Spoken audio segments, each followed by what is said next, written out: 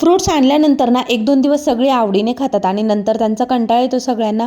आज ना मला घरातले ॲपल संपवायचे होते म्हणून म्हटलं चला सकाळी सकाळी ना आज सगळ्यांना सुट्टी होती, सगळ्यांसाठी मस्त असा ॲपल ज्यूस बनवून घेतला. त्याच्यानंतर ना दुपारच्या जेवणामध्ये आज म्हटलं फिश करूया, कारण चिकन मटनमध्ये मला तसाही काही इंटरेस्ट नसतो.